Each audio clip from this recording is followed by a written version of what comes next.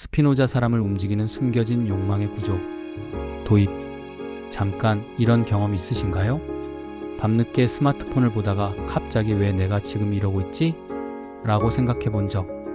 별로 좋아하지도 않는 사람의 SNS를 계속 확인하는 자신을 발견한 적. 분명 돈을 아껴야 한다고 생각하면서도 충동적으로 쇼핑을 해버린 적. 댓글로 알려주세요. 여러분도 이런 경험 있으시죠?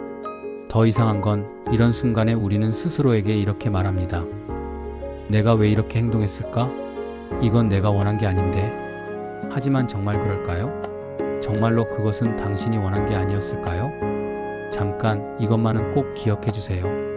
350년 전 네덜란드의 한 철학자가 충격적인 주장을 했습니다. 바로 스피노자. 그는 말했죠. 당신이 이해하지 못하는 것은 당신의 행동이 아니라 당신의 욕망이다. 모든 인간의 행동 뒤에는 숨겨진 욕망의 구조가 있다. 오늘 우리는 스피노자의 눈으로 인간의 마음을 해부해 보겠습니다. 그런데 조금 뒤에 말씀드릴 현대 사회의 욕망 조종술은 정말 소름 끼치실 거예요. 이것은 단순한 철학 이야기가 아닙니다. 이것은 인간을 움직이는 가장 강력한 힘에 대한 이야기입니다. 문제 제기 마이너스 인간 행동의 미스터리. 우리가 마주하는 첫 번째 미스터리부터 시작해 봅시다. 왜 우리는 스스로도 납득할 수 없는 행동을 할까요? 심리학자들은 이를 행동 의도 괴리 현상이라고 부릅니다. 우리가 의식적으로 원한다고 생각하는 것과 실제로 행동하는 것 사이의 간극 말이죠.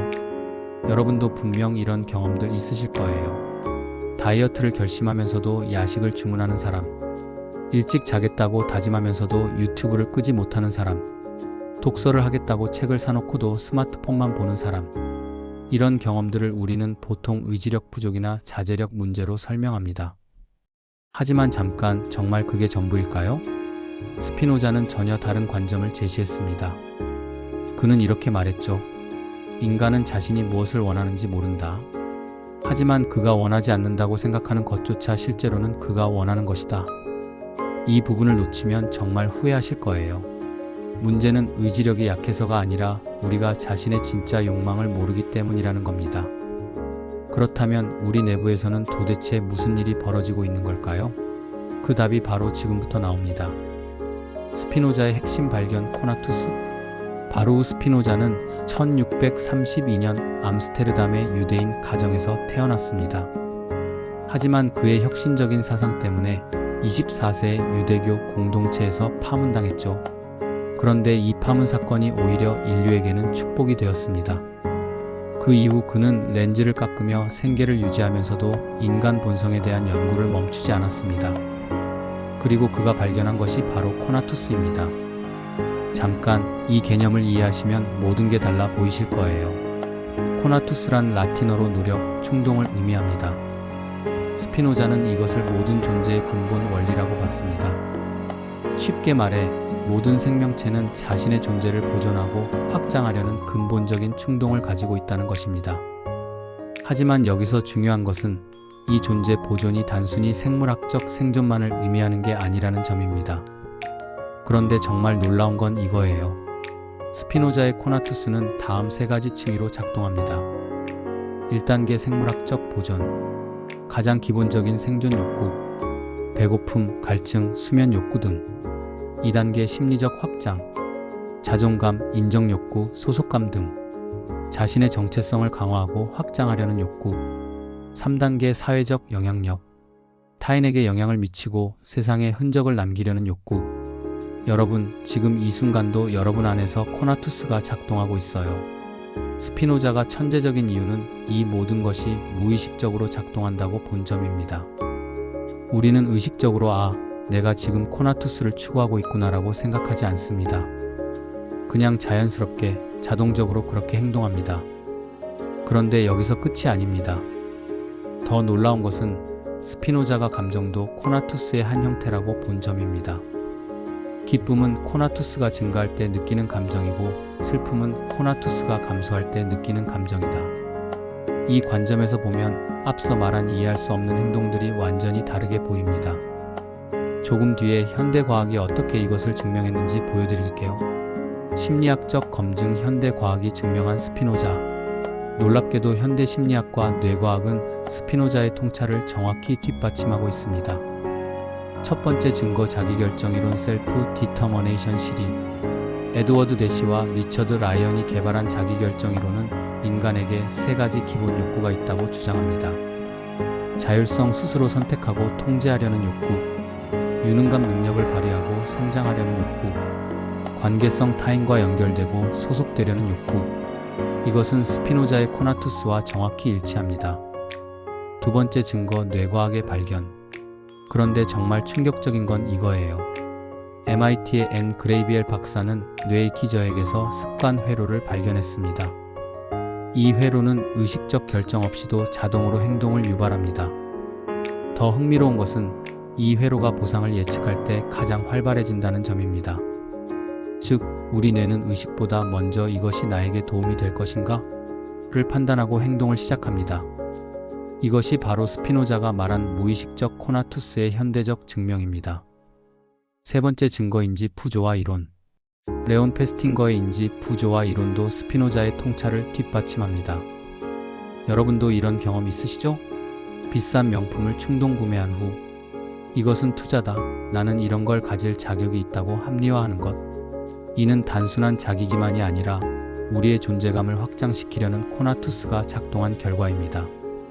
하지만 진짜 무서운 얘기는 지금부터예요. 역사 속 인물들이 어떻게 이 코나투스에 이끌렸는지 보시면 정말 놀라실 거예요. 역사적 사례들, 욕망에 이끌린 인물들.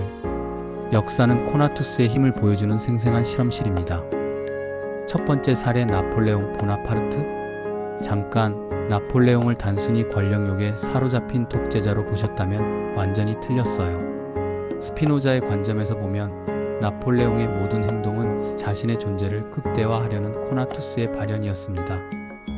코르시카의 작은 귀족 가문 출신이었던 나폴레옹은 어린 시절부터 끊임없는 존재 증명의 압박을 받았습니다.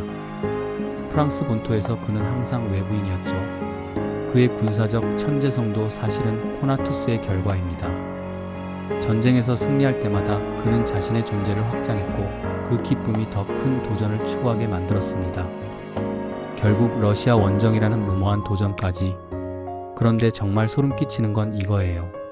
나폴레옹은 유배지 세인트 헬레나에서 이렇게 말했습니다. 나는 내가 왜 그토록 많은 전쟁을 했는지 모르겠다. 마치 어떤 힘이 나를 끌고 갔던 것 같다. 이것이 바로 무의식적 코나투스의 증거입니다. 두 번째 사례 빈센트 반 고흐. 여러분, 고흐의 이야기를 들으시면 가슴이 먹먹해지실 거예요. 고흐의 삶은 예술을 통한 코나투스의 극한 추구였습니다.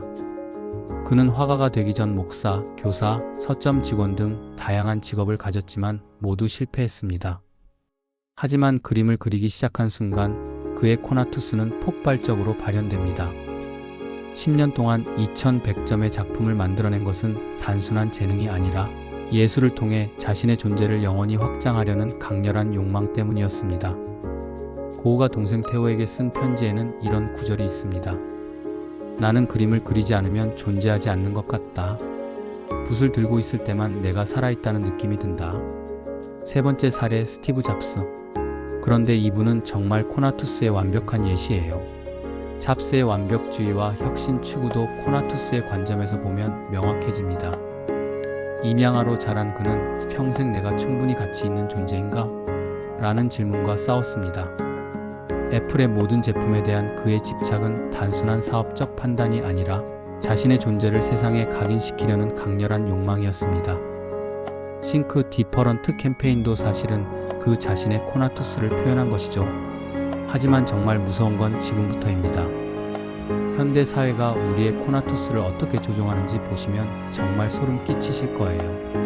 현대 사회의 욕망 조종술. 이제 정말 무서운 이야기를 해보겠습니다.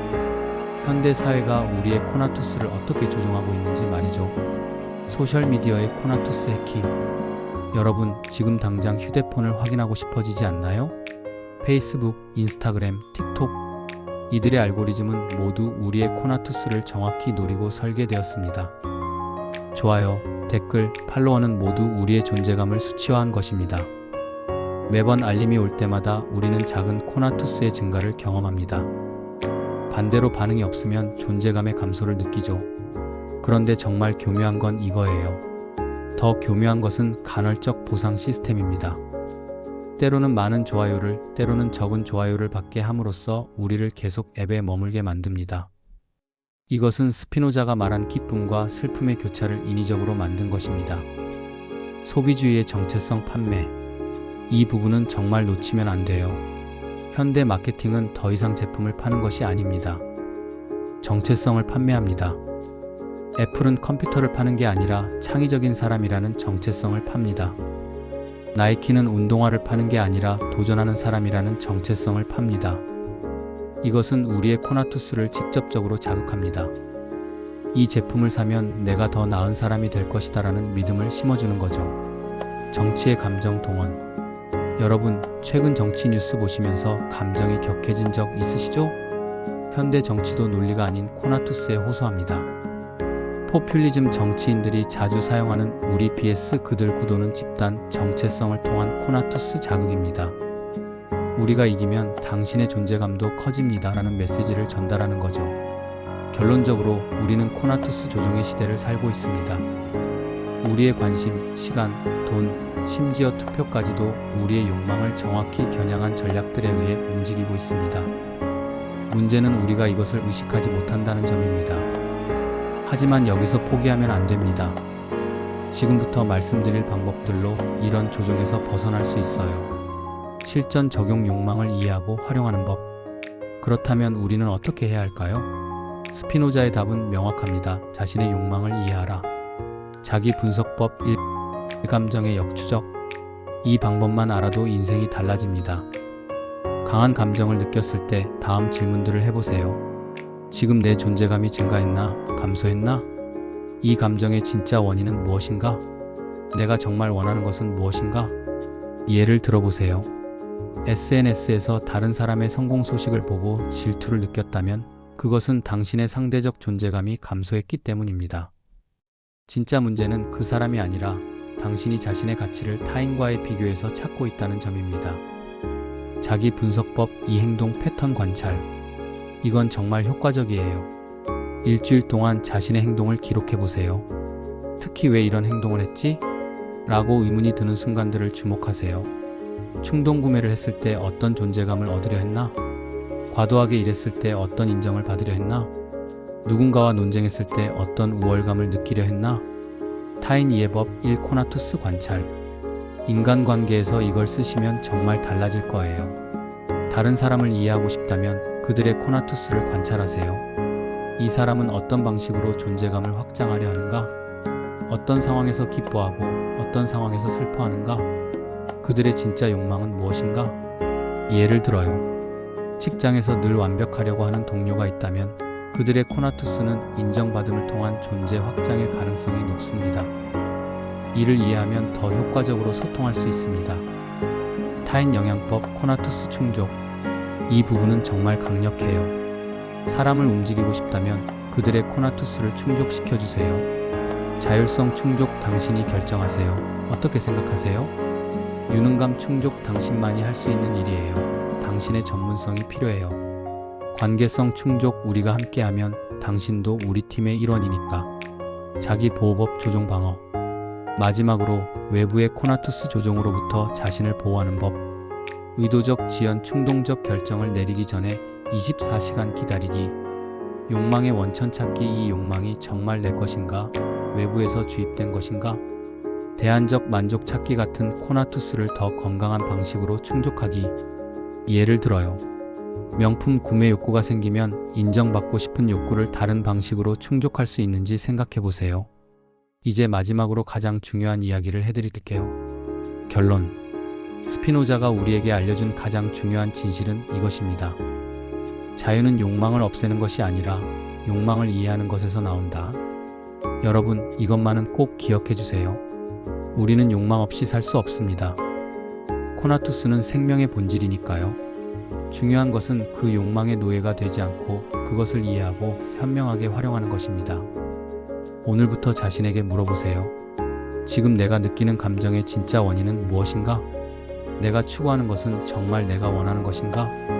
내 욕망을 더 건강하고 의미 있는 방식으로 충족할 수는 없을까? 스피노자는 이것을 지적 사랑이라고 불렀습니다. 자신의 본성을 완전히 이해하고 받아들일 때 느끼는 깊은 만족감 말이죠. 당신도 이 지적 사랑에 도달할 수 있습니다. 당신의 욕망을 부정하지 말고 이해하세요. 그것이 진정한 자유의 시작입니다. 댓글로 여러분의 경험을 나눠주세요. 자신도 모르게 했던 행동 중에서 지금 생각해보니 코나투스 때문이었다고 여겨지는 것이 있나요? 또는 다른 사람의 숨겨진 욕망을 발견한 경험이 있다면 들려주세요. 그리고 구독 버튼과 알림 설정 꼭 눌러주세요. 좋아요는 더 깊은 철학적 탐험을 위한 연료입니다. 현자의 서재에서 더 많은 지혜를 만나보세요. 당신의 욕망을 이해하는 순간 당신은 진정 자유로워집니다.